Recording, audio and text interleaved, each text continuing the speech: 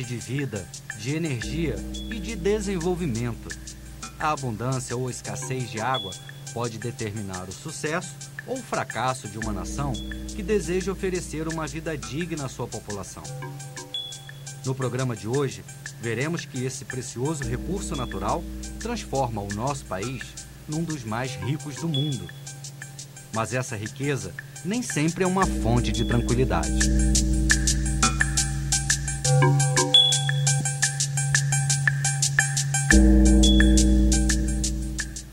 A história dessa usina é recheada de conflitos, tensão e desconfianças. A sua existência deve-se em grande parte à arte da diplomacia.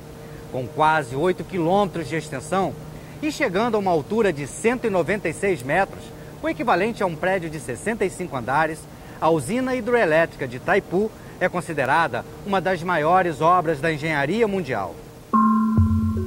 Uma disputa secular entre Brasil e Paraguai em torno das terras da região de Sete Quedas, hoje encoberta pelo Lago da Represa, foi solucionada com um acordo entre os dois países para a construção da usina. Mas essa saída acabou desagradando a vizinha Argentina, que se sentia ameaçada pela obra. O desentendimento foi parar na ONU e os diplomatas das nações envolvidas tiveram um trabalho para chegar a um novo acordo que permitisse a construção da usina ao mesmo tempo em que garantia a paz na região. Esse objetivo foi alcançado em 1979, com a assinatura de um tratado entre o Brasil, o Paraguai e a Argentina. Se aqui em Itaipu a disputa foi diplomática, hoje, em muitas usinas hidroelétricas, os conflitos continuam, só que em outras áreas, a social e a ambiental.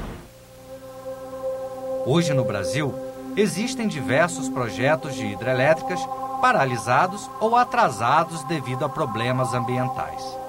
Para o governo, essas obras são fundamentais para garantir o abastecimento elétrico do Brasil e promover o desenvolvimento econômico do nosso país. Para as ONGs ambientais e sociais, elas são uma séria ameaça ao patrimônio natural e trazem mais danos que benefícios. Para conhecermos essa realidade, nós agora vamos sair aqui do Paraná e viajar para o outro extremo do Brasil. Juntos, vamos conhecer mais uma grande e polêmica obra hidrelétrica, a usina de Belo Monte, que está sendo construída no interior do estado do Pará.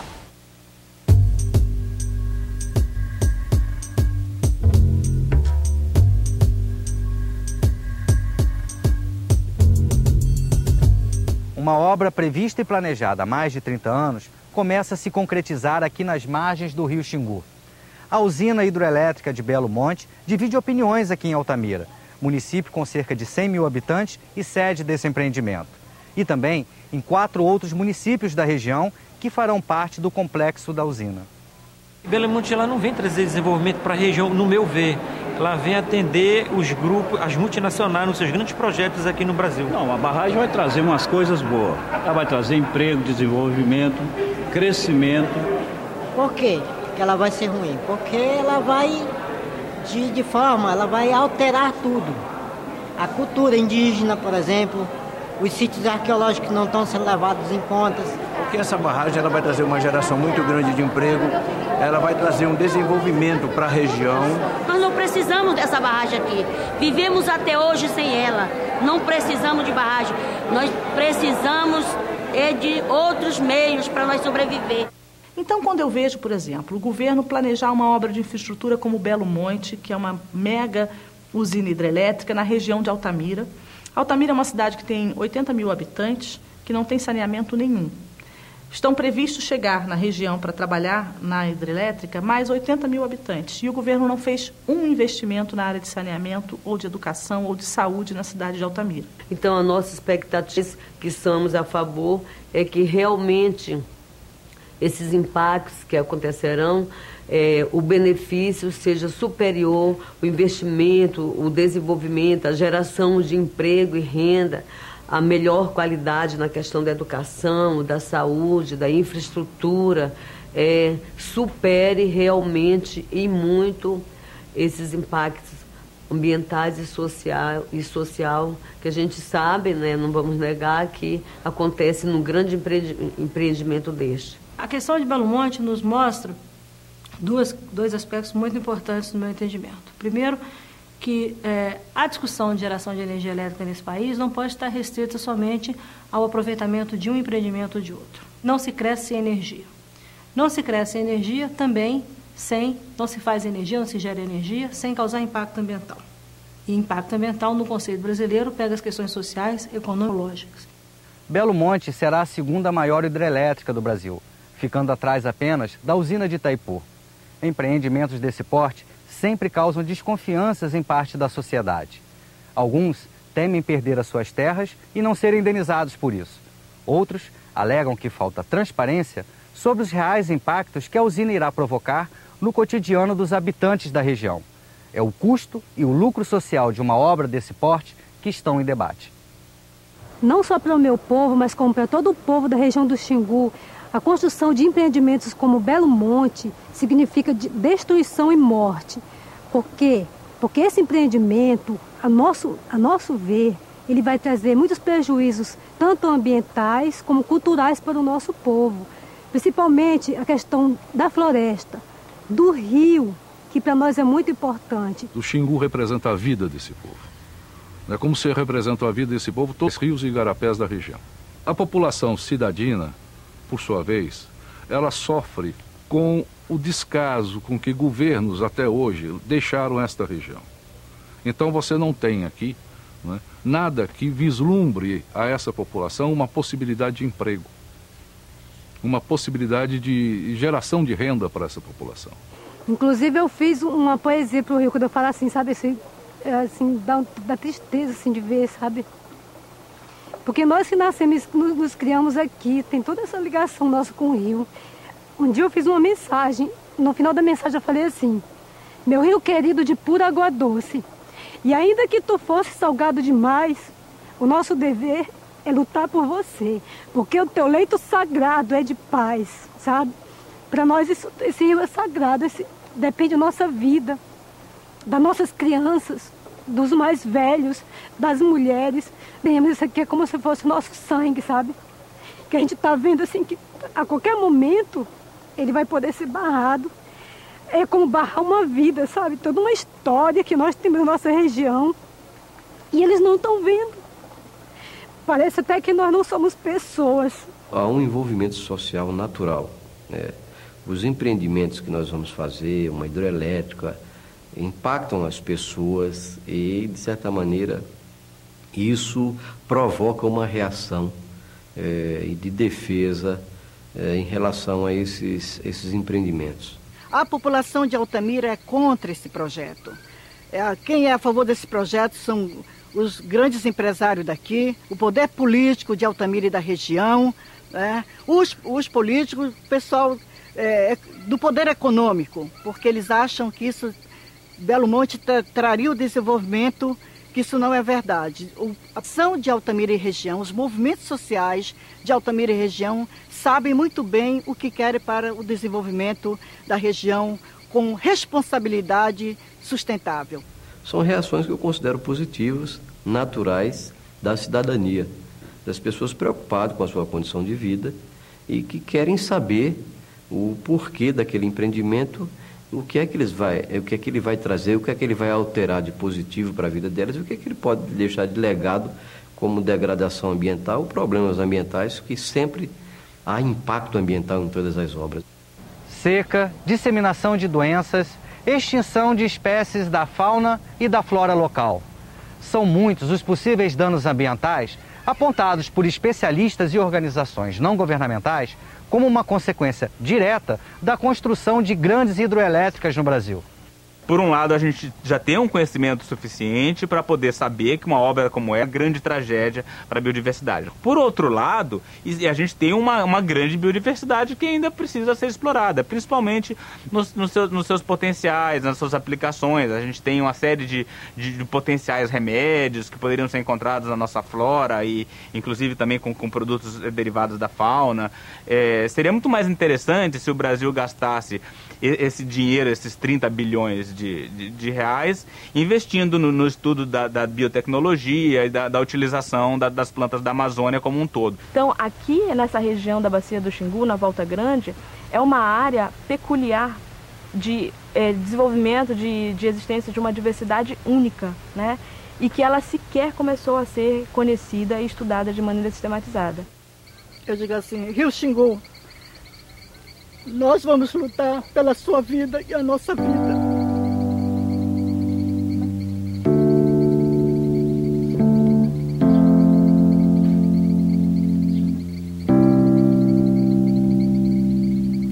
Não vamos lutar, porque nós já estamos lutando. Quero dizer, nós continuaremos a lutar, Rio Xingu, pela sua vida, que é a nossa vida.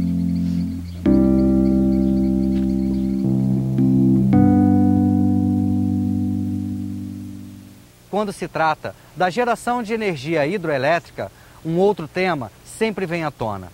Será que o Brasil realmente precisa construir mais usinas ou deveria investir no aumento da capacidade produtiva daquelas que já existem?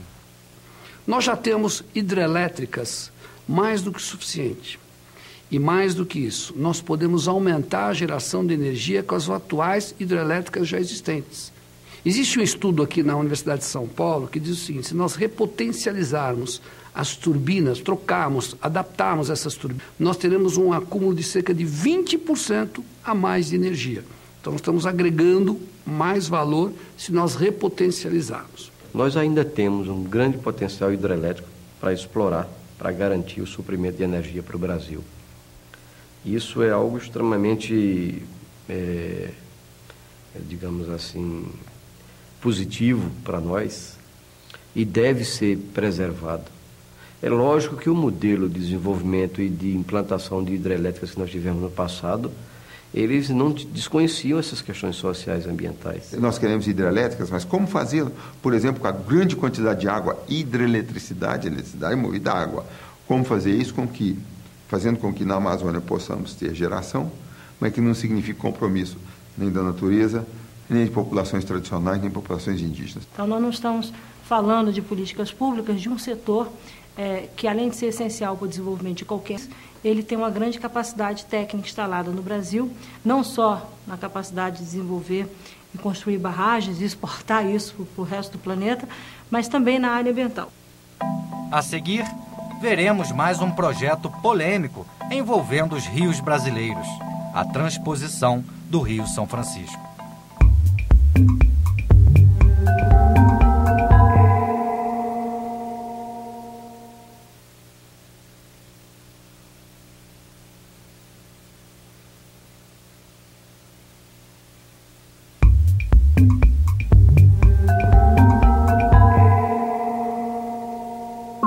Banhando 5 estados e com mais de 2.800 quilômetros de extensão, o Rio São Francisco é um dos maiores rios brasileiros. Conhecido como Velho Chico, o rio está no centro de uma grande polêmica: a implantação de um projeto que prevê a distribuição de parte das suas águas. O plano prevê a construção de 2 canais artificiais. O primeiro é o Eixo Norte. Esse canal levaria a água aos sertões de Pernambuco, Ceará, Paraíba e Rio Grande do Norte. Já o Eixo Leste beneficiaria outra parte do sertão da Paraíba e de Pernambuco. Os críticos do projeto argumentam que o rio não dispõe de água suficiente para suportar esses 2 canais. Além disso, uma mudança no seu fluxo de água traria graves consequências ambientais, como o comprometimento do ecossistema local. Já os seus defensores afirmam que essas preocupações são apenas especulações e que o projeto não terá impactos ambientais significativos. Afirmam ainda que a transposição será feita junto com um outro projeto, a revitalização das margens do rio, com a recomposição das matas ciliares. Há muito tempo cogita-se no Brasil a possibilidade de se utilizar as águas do rio para resolver um grave problema social: a seca em algumas regiões do Nordeste. Esse projeto é conhecido como a transposição das águas do São Francisco. Só que ele não é um projeto novo. Dom Pedro II já falava, não com a transposição, mas já pensava nessa chamada transposição, que o ministro Luiz Alves se dedicou. E nós aprovamos, mas aprovamos para que ela se tornasse um problema de ordem técnica, não político. Quando você hoje sente o desvio político, aí é preciso tomar cuidado e o governo mostrar com clareza, a transposição é possível ou não é possível? Precisamos fazer a recuperação do Rio São Francisco? Precisamos. Na época era o ministro Aloysio Alves, se não me engano. Eu fui contra, na época. Por quê? Porque o perigo, entre outros, é você começar a secar a foz e começa a língua de água salgada a entrar pelo rio e contaminar, inclusive, projetos de irrigação, como acontece com a Lagoa Murim, lá no sul. O que eu sei, de fato, é que antes nós pegávamos peixe, nós pescávamos na foz do Rio São Francisco, muito próximo da foz, peixes típicos de rio. E hoje nós estamos pescando peixes típicos de mar a 500 metros, 1 quilômetro de distância da foz. Então, eu estimo, já que é irreversível a obra, que ela está sendo tocada, eu estimo que ela dê certo, que ela cumpra as suas finalidades e que, ao lado dessa questão da transposição, seja feito aquilo que está também no projeto, que é a revitalização do Rio São Francisco, a recomposição das suas matas ciliares, não é? O reordenamento da ocupação da margem dos rios, que é fundamental para a sua sobrevivência. Eu acho que nós não analisamos tudo que era necessário analisar sobre essa obra.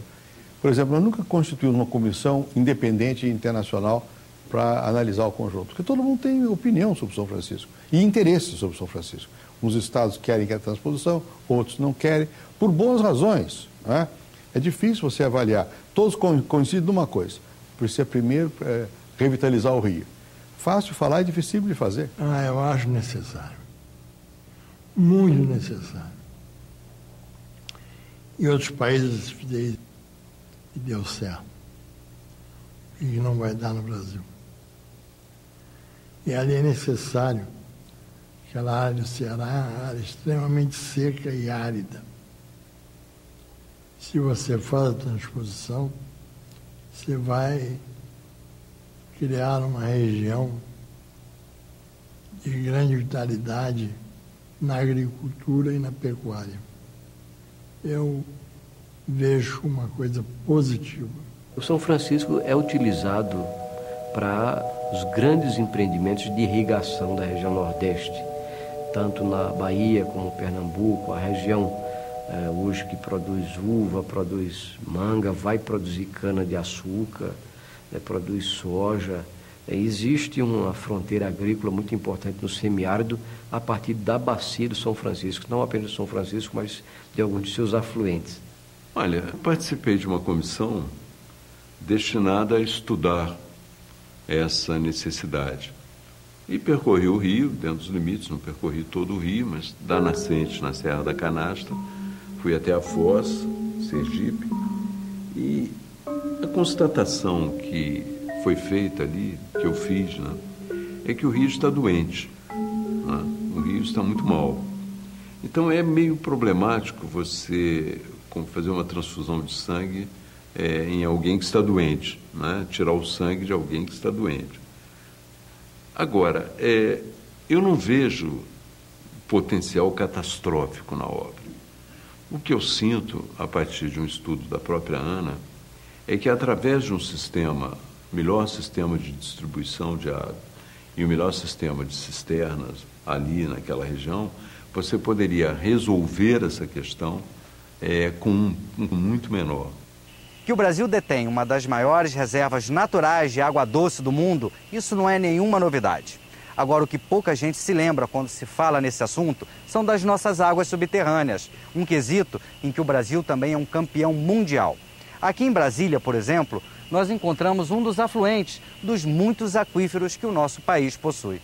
A maior parte do território brasileiro a maior parte da população brasileira certamente poderia ser abastecida água para consumo, água para ingestão, através de água subterrânea. Inclusive a água mais barata que nós podemos obter na natureza é a água subterrânea. Ela tem, a grande parte, o grande volume de água subterrânea do Brasil, a maior parte dele você pode se utilizar praticamente in natura. Então nós ainda nem imaginamos ainda qual é a utilização desse que nós temos que trabalhar hoje é para evitar contaminação com o lençol freático, para que essas águas continuem sendo águas em condição de atender a humanidade. Recentemente, pesquisadores da Universidade Federal do Pará divulgaram os resultados de uma pesquisa que comprova a existência de mais uma enorme riqueza brasileira. O maior aquífero do mundo está localizado aqui na região amazônica. Essa reserva de água subterrânea se estende por 3 estados, o Amazonas, o Pará e o Amapá, e o seu volume é estimado em 86 mil quilômetros cúbicos de água doce, o dobro do aquífero Guarani, considerado até então o maior do mundo. Ele foi batizado de aquífero Alter do Chão e possui uma outra grande vantagem sobre os outros aquíferos. Ele é 100% nacional, ao contrário do aquífero Guarani, que se estende sobre 3 países além do Brasil: a Argentina, o Paraguai e o Uruguai. Nós temos muita água concentrada na região norte e temos os grandes vazios da região do nordeste semiárido. Aí algumas pessoas dizem, não, mas tem água subterrânea. Não tem. Algumas manchas subterrâneas existem no nordeste, mas em geral, no cristalino nordestino, você não tem muitas reservas de águas subterrâneas. E realmente existe no Nordeste situações do polígono das secas em que você tem tanto dificuldade para obter água superficial quanto subterrânea, devido a esse comportamento aí das rochas armazenadoras. Tem alguns aquíferos importantes na região Nordeste. E existem algumas situações que não tem nem água superficial e nem subterrânea. Os recursos hídricos do nosso planeta são belos e abundantes, mas eles são finitos. O Brasil tem o privilégio de possuir uma enorme quantidade desse recurso natural. E isso faz com que a nossa responsabilidade para preservá-lo se torne maior ainda. Infelizmente, muitos problemas têm afetado a disponibilidade de água no mundo. Se toda a água que existe no mundo coubesse num balde de 10 litros, a parte que representaria a quantidade de água doce disponível no planeta caberia nesta garrafinha de 500 ml. Todo o resto é água salgada. Porém, o mais preocupante é que dessa pequena quantidade de água doce, apenas 8 gotas estariam disponíveis para consumo humano. Todo o resto já estaria poluída. O que poucas pessoas se lembram é que não se produz água. Toda a água que temos em nosso planeta é a mesma desde que o mundo passou a existir. Portanto, a água é finita. E as 8 gotinhas que sobram não são apenas para a gente, não. Elas servirão também para todas as gerações que estão por vir. Conciliar desenvolvimento com a preservação do meio ambiente é um desafio que temos que vencer para legar às próximas gerações um futuro melhor. E cada um de nós pode e deve fazer a sua parte para alcançarmos essa vitória. Até a próxima. Acho que a minha geração merece nota 7. Porque ela foi a geração capaz de trazer essa discussão à tona, de tentar gerar alternativas, de comprar essa briga, né? E eu espero que a geração dos meus filhos mereça a nota 10, mas por enquanto ainda está difícil. Eu acredito que a nossa geração, ela foi muito eficiente em pôr o problema sobre a mesa. Nós tiramos o problema ambiental debaixo do tapete, né? Onde muitos quiseram manter, principalmente a geração anterior, nós não fomos capazes de propor soluções, né? Então, por isso, eu dou nota 5.